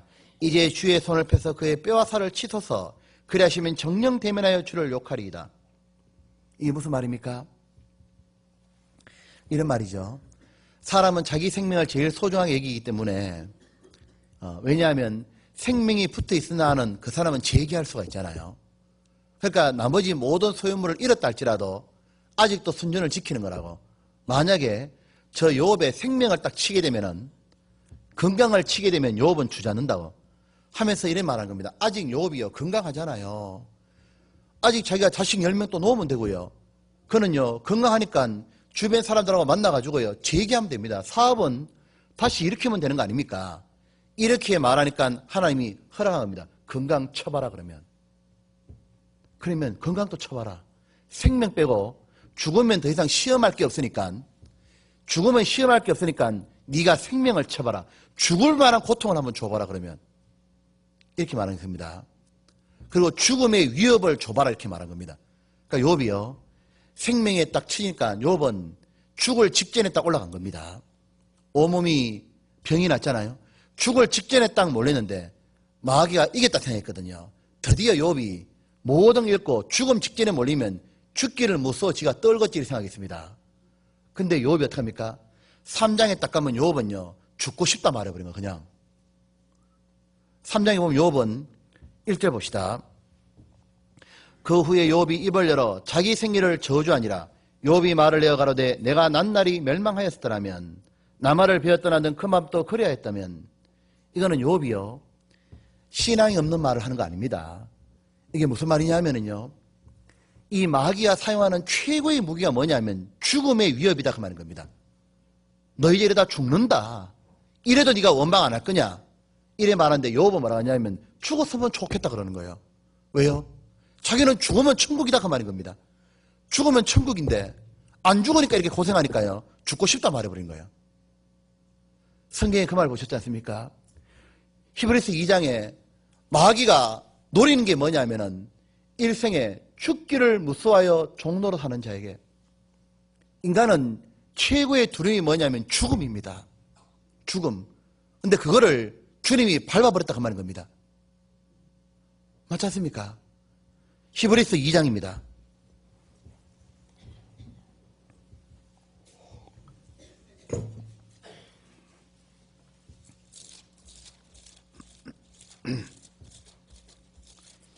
이 장 여기 보면 15절입니다. 14절 자녀들은 혈육에 함께 속하였음에 그도 또한 한 모양으로 혈육에 함께 속하시면 사망으로 말미암아 사망의 세력을 잡은 자 곧 마귀를 없이 하시며 15절 같이 봅시다. 또 죽기를 무수함으로 일생에 매여 종론한 모든 자를 놓아주려 하심이니. 우린 노인 겁니다. 왜냐하면 죽으면 천국이거든요. 그러니까 하나님 신앙생활 어떻게 하라고 그랬냐면은 자기 생명을 잃는 자는 얻을 것이요 얻으란 자는 잃을 것이니라. 신앙생활 어떻게 하냐면 목숨을 걸어라 그 말인 겁니다. 죽는 날이 왜냐하면 출생하면서 나았다 그 말인 거예요. 주님을 따라가다가 죽으면 순교다 그 말이잖아요. 그날은 뭐냐면 가장 복된 날이지 않느냐 알기 때문에 이제는 뭐냐면 죽음이야도 사망아 너의 손은 것이 뭐냐고. 그러니까 죽는 날이 더 복된 날이기 때문에요. 뭐냐면은 죽 앞에 이 자기가 주님 이렇게 말했잖아요. 마가복음과 마태복음 쭉 읽어보면은 주님을 따라오려고 할 때 목숨을 넣어라. 그래서 믿음의 선진들이요 왜 모두 그렇게 고난과 핍박이 있어도 신앙을 지키고 훌륭한 삶을 살았냐면요 죽음 뒤를 알았다 그 말인 겁니다. 이대로 죽으면은 영원한 천국 있고 더 나은 부활이 있기 때문에 구차하게 살려고 하지 않았다 돼 있잖아요. 그들은 톱으로 켜고 짐승의 밥이 되고 우리가 돼도 죽으면은 자기는 천국이 있다는 거 아니까 갔다 그 말인 겁니다. 구차하게 안 살았다 그 말이거든요. 우리도 마음이 좀 달라질 필요가 있을 것 같아요. 주님이 우리에게 깨닫게 해주신 것을 깊이 마음에 새기는 게 필요합니다. 전도서 7장입니다.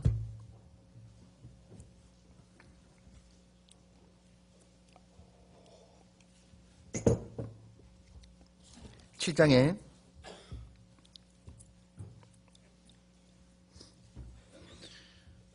우리는 1절, 2절을 생각했고 또 하나 보겠습니다. 7장에 보면은 이래 되어 있습니다. 8절입니다. 중요한 거 몇 가지만 더 보겠습니다. 구원받고 나면 이렇게 안다고 말입니다. 8절 같이 봅시다. 이 일의 끝이 시작보다 나았고 참는 마음이 교만함 보다 나으니. 여기 보면은 앞에 말했습니다. 끝이 시작보다 나았다 그랬잖아요. 우리가 자주 배웠던 말씀입니다. 우리는 구원을 딱 받고 나면은 깨달아지는 지혜가 있죠. 금세가 다가 아니고 내세가 있는 거다. 그리고 신앙생활하는 가운데도 아는 게 있습니다. 구원받고 처음에 잘하고 시간이 지나면서 신앙이 쇠퇴해서 마지막에 망가지는 그런 것은 안 된다 그 말인 겁니다. 이 제일 좋은 신앙은 누구냐면은 예수님이죠. 예수님은 뭐냐면 이래 있습니다. 이 하나님께 부르심을 받고 난 다음에 예수님은 처음부터 끝까지가 좋았죠. 어떻게 알 수 있냐면 하늘에서 예수님 공생애를 보면 하늘에서 음성이 들린 적이 있습니다. 몇 번 들렸습니까? 하나님이 예수님에 대해서 증거를 해준 게 3번 있었거든요. 첫 번째가 언제냐면 예수님이 이게 침례받을 때죠. 그때 내 사랑하는 아들이여 내 기뻐하는 자라. 그리고 두 번째는 중간입니다. 중간에 변화산상에 갔을 때입니다.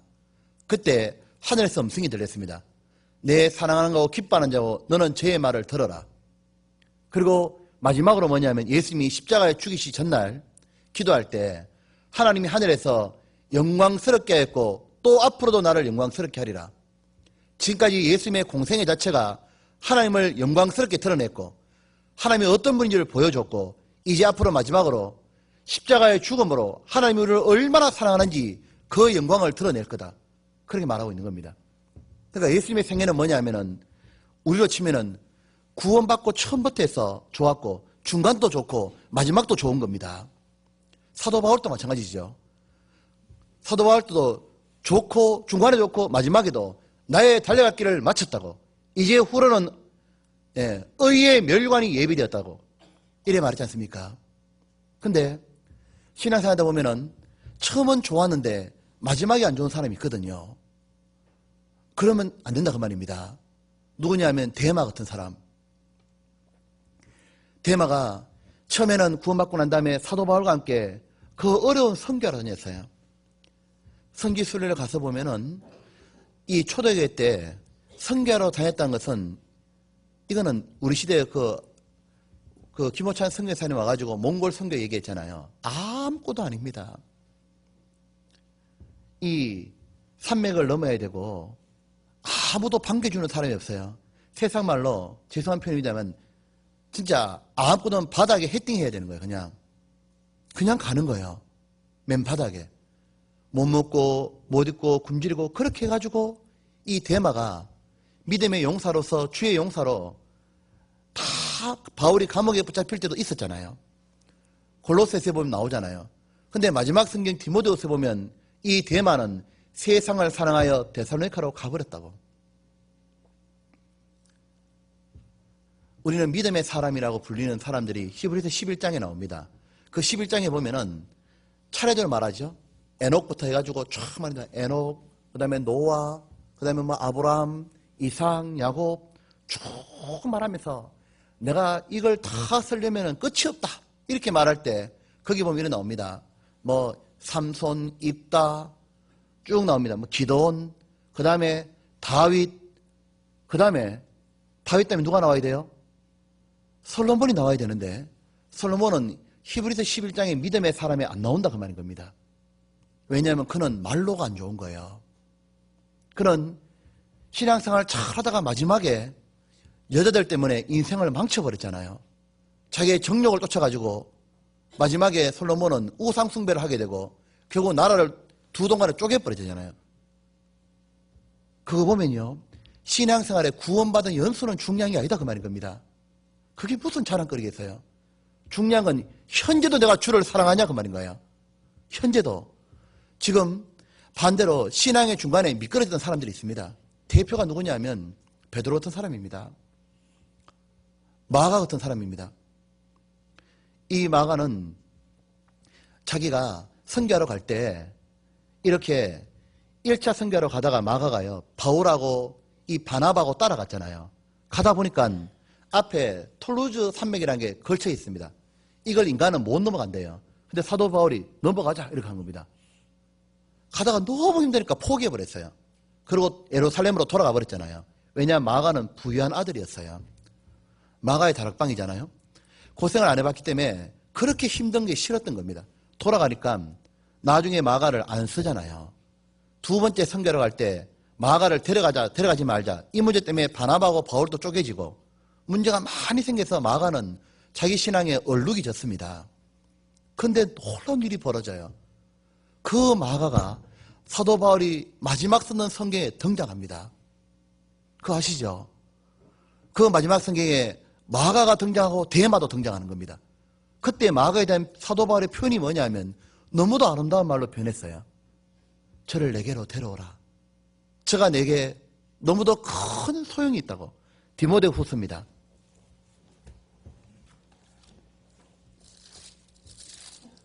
(4장) 10절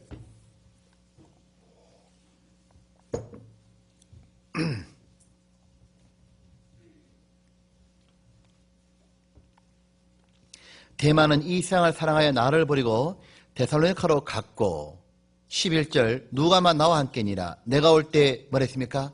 마가를 데리고 오라. 저가 나의 일에 유익하니라. 이 마지막 성경 디모데후서거든요.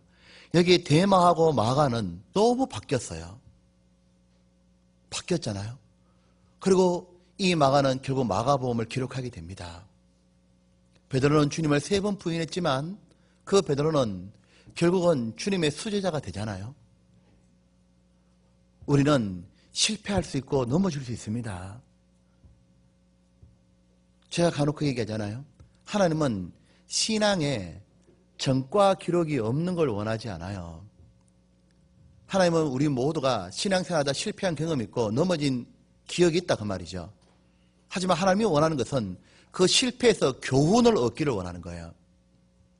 그리고 하나님은 약한 자를 불러서 다시 하나님의 뜻을 전합니다. 하나님은 우리가 연약하고 실패할 걸 다 하셔요. 하지만 그 가운데서 교훈을 못 깨닫고 주저앉아 있는 것에 대해서 하나님이 우리를 책망하시는 거죠. 다시 일어나서 나올 때 하나님이 일어나 걸으라고. 야곱아, 지렁이 같은 너 야곱아, 일어나라. 내가 너를 참으로 도와주리라. 어른 어느 손으로 너를 붙들리라. 너를 이제 다시 타작 기계처럼 만들어서 산을 무너뜨린다 그랬잖아요. 주님은 다시 자기가 실패했지만 자리에서 일어나서 돌아오는 그 사람을 가지고서 하나님은 사람들에게 발표했던 사람이 있습니다. 지렁이처럼 이스라엘이 하나님께 범죄하자 주변 나라들이 와가지고 밟았습니다. 지렁이처럼 꿈틀거렸지만 아무것도 못했어요. 그런데 하나님이 약속했습니다. 이스라엘아, 내 어른 오른손으로 너를 붙들어 주리라. 참으로 내가 너를 도와주리라. 내가 너로 타작 기계를 만들어서 저 산을 무너뜨리라. 반드시 이스라엘 회복을 약속했잖아요. 개인도 마찬가지다 그 말인 겁니다. 그 실패의 교훈을 딱 깨닫고 난 다음에 다시 하나님 앞에 반듯하게 서는 그 사람은 끝이 나게 되는 거예요. 하나님 그 사람 다시 붙들어가지고 주의 용사로 뭐냐면 복음을 전하는 앞장 딱 서게 만듭니다. 그리고 기업국 그 사람 통해서 하나님은 약한 자를 부르시어 하늘 뜻을 전하셨다. 반드시 그렇게 만들어간다 그 말인 겁니다. 우리 신앙생활 가운데 아는 게 있습니다. 맞구나. 이 일의 끝이 시작보다 나은 거구나. 그리고 이래 말했습니다. 전도서 7장입니다.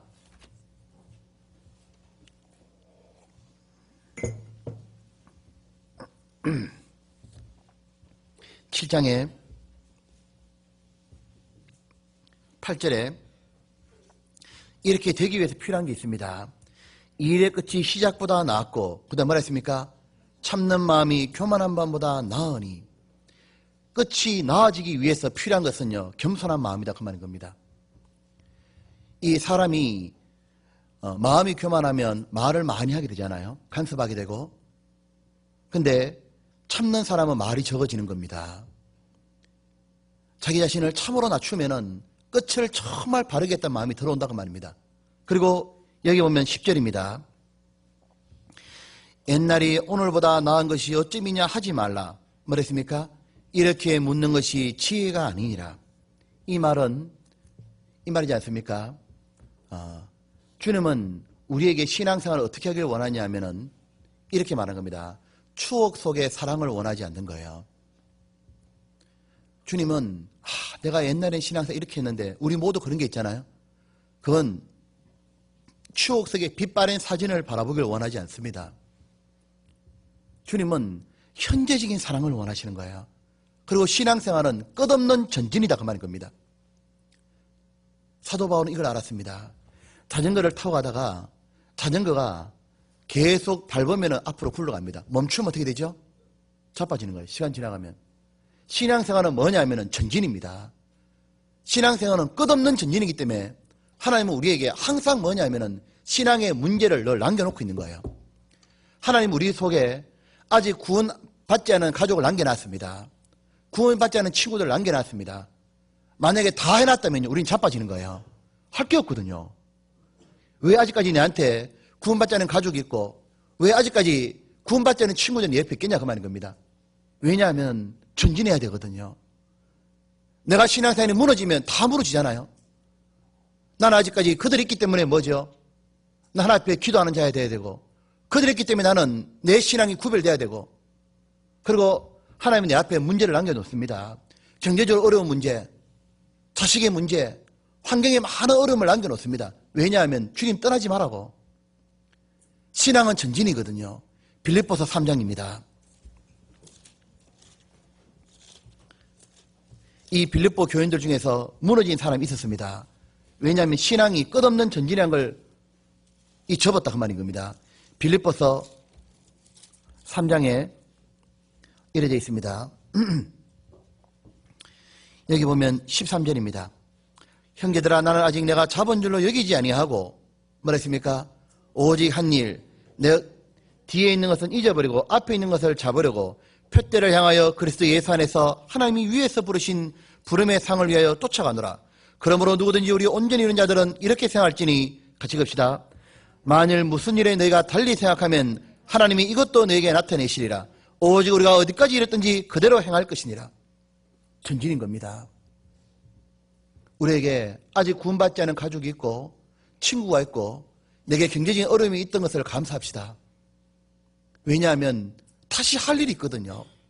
맞잖아요? 더 이상 이 땅에 할 일이 없으면 주님 앞에 가야 되잖아요. 아직 할 일이 있는 겁니다. 우리는 마음의 고삐를 좋아야 되는 거예요. 이 다윗이 찬양을 합니다. 찬양을 쫙 하다 보면 비파의 줄이 늘어져요. 기타도 계속 치다 보면 줄이 늘어집니다. 그럴 때마다 다윗은 다시 비파줄을 쪼였습니다. 셀라. 그 셀라가 줄을 다시 조이는 겁니다. 우리 영혼의 줄을 다시 하나님께로 조이는 겁니다. 하나님께로 다시 우리 마음을 다시 고치시키는 거예요. 무엇으로?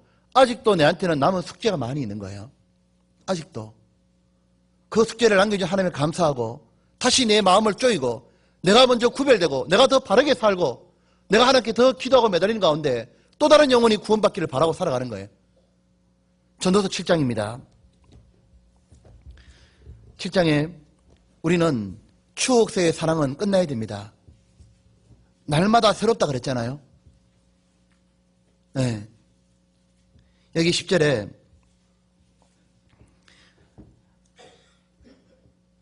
놔두고 15절, 14절 봅시다. 시간이 때문에 14절 보겠습니다. 형통한 날에는 기뻐하고, 같이 갑시다. 공고한 날에는 생각하라. 하나님이 이 두 가지를 병하게 가사 사람으로 그 장래를 능히 헤아려 알지 못하게 하셨느니라. 또 하나는 구원받고 나면은 하나님께 지혜를 얻고 나면 아는 게 또 있습니다. 인생을 사는데 우여곡절이 반드시 있는 거구나. 이게 인생을 살아가는 데는 꼴짜기도 있고 그런데 산이 있는 거구나. 인생을 살아가는 데는 공고도 있고 형통이 반복되게 되어 있는 거구나. 그런데 사람들은 구원받지 않은 사람은 공고하면은 어려워지면은 욕을 하고 팔자 타령하잖아요. 주변에게 전부 다 돌립니다. 근데 구원받은 사람은 공고할 때면 생각해져 가는 거예요. 구원 안 받은 사람은 일이 잘 풀리면 다 자기 잘난 탓을 돌리잖아요. 구원받은 사람은 하나님께 영광 돌리는 겁니다. 그리고 구원받은 사람은 아는 게 있거든요. 뭘 아느냐 하면은 형통하고 공고가 반복되지만 결론은 알고 있는 거예요. 결론은 구원받은 사람은 자기에게 형통이 있고 공고가 있지만 결론은 뭘 아느냐 하면 이걸 딱 압니다. 결론은 반드시 형통이다. 그건 알고 있는 거예요. 구원받은 사람은 우리가 알거니와 모든 것이 합력하여 선을 이루니라. 마침내 복을 주리 하심이라. 주님이 좁은 곳으로 이끌었지만 마침내 광대한 곳으로 넓은 곳으로 인도한다는 걸 알고 있는 겁니다. 이 구원받고 나면 자기에게 어려움 오는 것에 대해서 구원받은 사람은 압니다. 뭘 아느냐 하면 한번 봅시다. 로마서 8장입니다. 8장 28절입니다.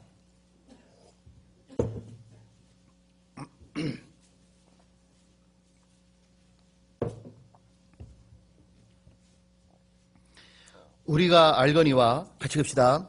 하나님을 사랑하는 자, 곧 그 뜻대로 부르심을 입은 자들에게는 모든 것이 합력하여 선을 이루니라. 이 선이 무엇이냐면은 여러분 하나님 보시기에 좋았더라. 히브리 말로 토브입니다. 그게 선입니다. 하나님은 하나님 보시기에 좋았던 방향으로 우리를 데려가는 겁니다. 반드시 이 사람을 하나님 아들을 닮게 영광받기 합당한 사람으로 영혼의 축복을 받을 사람으로 하나님은 기어코 그렇게 만들어 간다는 겁니다. 그런데 그 서는 일이 뭐냐면 형통과 공고라는 거예요. 보십시오.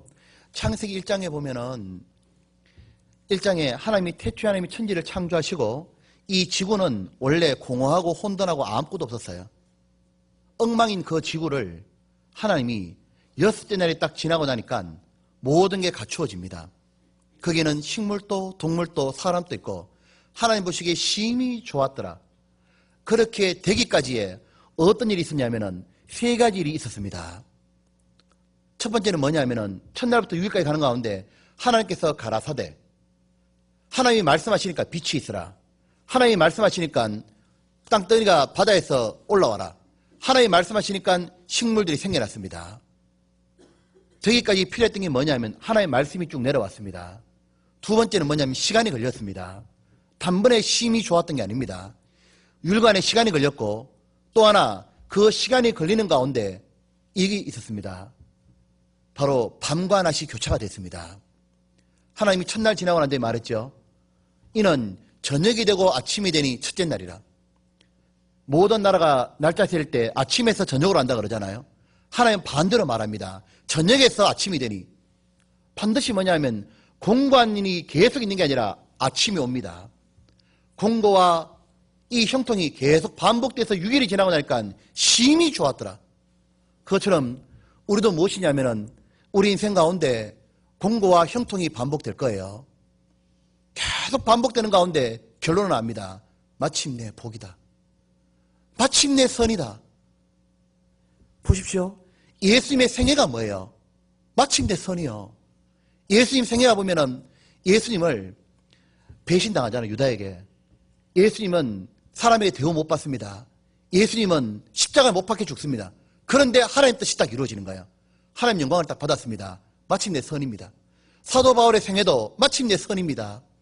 요셉의 생애도 팔리고 애굽의 노예 생활했지만 마침내 선이었습니다. 이 성경 전체를 압축하면 뭡니까? 마침내 선인 겁니다. 이 성경을 짜고 짜면 뭐냐면은 마침내 하나님이 선을 주는 거라고. 하나님 보시기에 영광스러운 사람으로 만들어갈 거다. 구원받은 우리 모두의 생애도 압축하면 뭡니까? 마침내 선을 이룬다고. 하나님이 우리에게 주어진 모든 것들은 심지어 공고나 기근이나 핍박이나 환난 이것뿐만 아니라 나아가서 신앙에 넘어졌던 경험조차도 하나님은 모든 것 들어가지고 뭐냐면 기어코 뭐냐면 하나님 뜻대로 사는 사람을 만들어갑니다. 우리는 과거에 매여서는 안 돼요. 어떤 분들 말하기를 나는 구원받기 전에 환경이 불우했기 때문에 구원받고도 저는 맨날 그렇습니다. 그 모두는 거짓말이다 그 말인 거예요. 구원받기 전에 나는 부모의 따뜻한 사랑받지 못했기 때문에 저는 행동이 그렇습니다. 나는 부모에게 돈을 받지 못했기 때문에 나는 그렇습니다. 그 모든 것은 거짓이다 그 말이에요. 그 모든 걸 통해 사람이 뭐냐면 합력하여 선을 이루시는 거예요. 그런 것조차도. 실패한 경험, 내게 있었던 모든 얼룩진 과거 가지고도 하나님은 그 가운데 교훈을 줍니다. 나는 그렇게 살면 안 된다는 거. 그리고 기억하고 하나님은 선을 만들어가는 거예요. 우리는 마음에 하나님이 구원받고 난 다음에요. 우리에게 모든 걸 깨닫게 해주는 겁니다. 보십시오. 하나님은 어떻게 살지를 알게 해줍니다. 구원받지 않은 사람은 이런 게 하나도 없는 거예요. 구원받지 않은 사람은 죽는 날이 두렵고 구원받은 사람은 일의 끝이 점점 인생이 죽음으로 다가오면 점점 더 후회되고 망가져가고 구원받지 않은 사람은 잔치집에 가는 게 나았고 구원받지 않은 사람은 육신에 향기 풍기는 게 훨씬 좋고 그러면서 자기는 교만하게 다 큰 소리 치고 살고 왜 그렇습니까? 그 이유가 있거든요. 구원받지 않은 사람은 형통과 공고가 벌어지면 욕하고 난리거든요. 왜 그렇게밖에 못하느냐 하면요. 성경은 알려주고 있습니다. 마지막 한 문제 전도서 7장 봅시다. 붙잡혔다 그 말하는 거예요. 전도서 7장.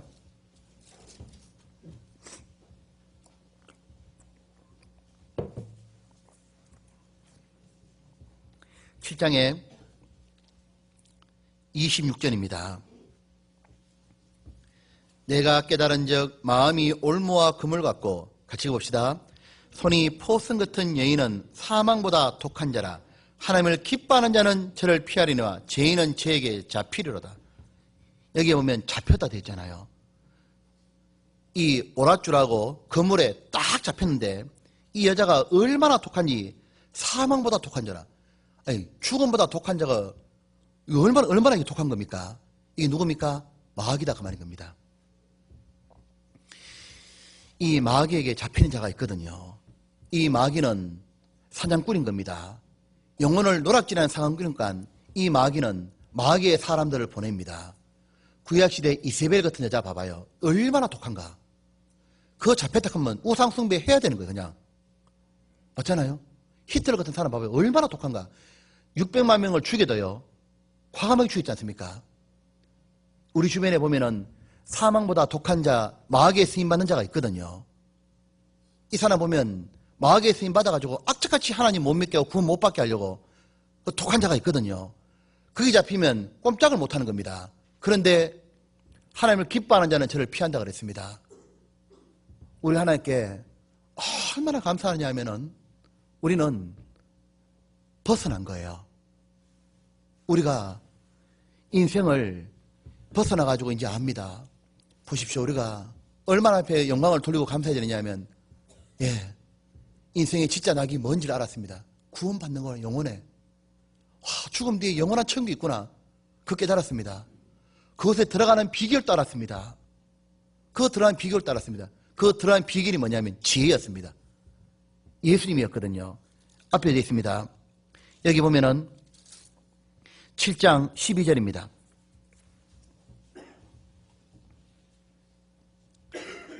여기 보면 지혜도 보호하는 것이 되고 돈도 보호하는 것이 되나 지식이 더욱 아름다움은 지혜는 뭐랬습니까?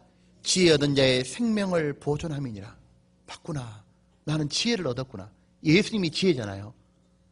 예수님이 잠언 8장에 나 지혜는 난 예수님을 얻었구나. 얻고 나니까 다 해결된 겁니다. 맞구나. 인생에서 형통하고 공고한 일이 있어도 마침내 복이고 이것도. 맞다. 신앙생활의 마지막이 중요하구나. 다 알은 거예요. 이제 완전히. 다 알았고 어디에 마음을 두고 살을지도 다 알았습니다. 내가 이젠 유심하려다.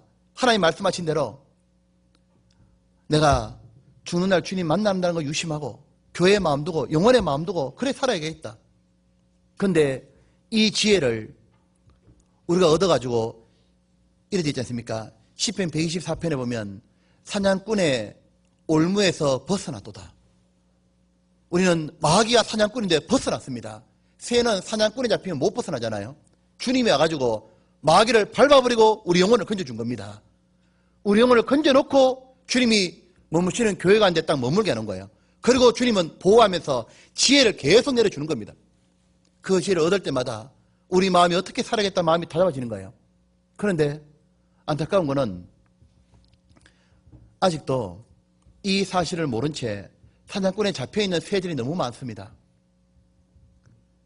아직도 사람들은 자기가 무엇이 낙이고 죽음 뒤에 무슨 일인지 알지도 못한 채 인생 가운데 허덕거리고 살고 마귀에 잡혀가지고 포성줄에 딱 매이는 사람들이 너무 많잖아요. 그들을 끊어야 됩니다. 주님은 그걸 끊으라고 사망보다 독한 자가 있듯이 우리는 뭐냐면요. 생명을 빛나게 하는 자들인 겁니다. 구원받은 사람은 뭐냐면 이 구원받은 아는 자가 사망에게 마귀에 쓰임받는 자면 우리는 생명을 빛나게 하는 자인 겁니다.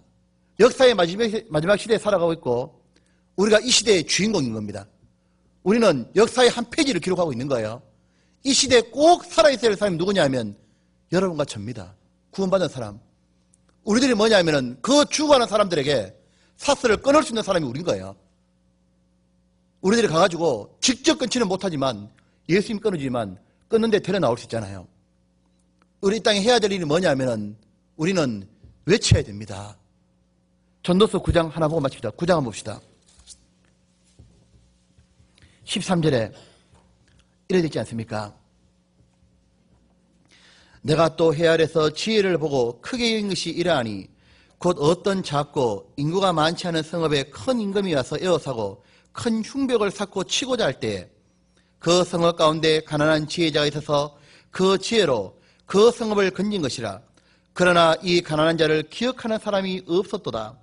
그러므로 내가 이르기를 지혜가 힘보다 낫다마는 가난한 자의 지혜가 멸시를 받고 그 말이 신청되지 아니한다 하였노라. 여기 13절에 보면은 내가 또 해 아래서 이제 깨달았다 그 말입니다. 지혜를 보고 크게 여겨졌다 이제 예수님 보고. 근데 14절에 보면 어떤 작고 인구가 많지 않은 성읍에, 지구는 조그마한 나라입니다. 우주에 보면 지구는 아무것도 아닌 거예요. 그런데 큰 임금 마귀다 그 말입니다. 와가지고 지구를 노략질한다 그 말인 겁니다. 지구를 쳐가지고 모두 빼뜨려 가니까 15절에 그 성읍 가운데 누가 있냐면 예수님이 있다 그 말입니다. 이 예수님이 이 지구상에 있는 모든 영혼을 다 건져놨다 그 말인 겁니다. 건져놨는데 문제는 뭐냐면은 16절에 그러므로 내가 이르기를 지혜가 힘보다 낫다마는, 이 예수님만 얻으면 되는데 가난한 자의 지혜가 멸시를 받고 그 말이 신청되지 아니한다 했노라. 그런데 안 먹힌다 그 말인 겁니다. 그렇기 때문에 우리가 보면은 이 17절에 종용이 들리는 지혜자의 말이 우매자의 어른의 호령보다 나으니라. 우리는 지혜를 가진 사람들입니다. 가가지고 죽어가는 영혼들을 건져야 되는 거예요. 여러분 보십시오. 우리 마음을 다잡읍시다. 우리 다시 있잖아요. 이렇게 마음을 다잡는 거예요. 인생이 뭔지 말해요. 진짜 알잖아. 그리고 우리 죽는 날을 딱 생각하고 우리가 지금부터 해야 될 거는 뭐냐면은 진짜 죽도록 복음 전하고 가는 거예요. 그걸 위해서 아끼지 말고 다 사용해보는 겁니다. 왜? 시간도 써보고 좀, 돈도 좀 써보고, 우리 재능도 좀 써보고, 복음 위해서 전달하려고 연구도 해보고, 뭔가가 만나고, 그렇게 하다가 주님 앞에 서야겠습니다. 같이 기도하겠습니다.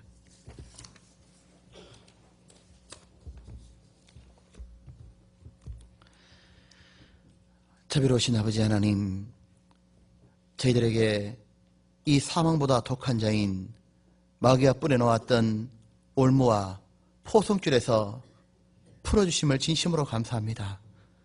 주님, 저희들이 이제 인생이 무엇인지 알았고 답도 깨달았고 이제 남은 이 세상 어떻게 살아야 되는지를, 무엇이 더 나은 길인지를 주님 알려주셨고 감사합니다.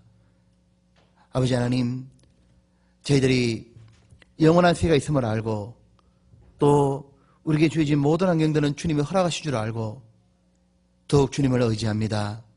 주님, 이제 우리가 나머지 인생 시간들 정말 주님의 복음을 위해서 살길 원합니다.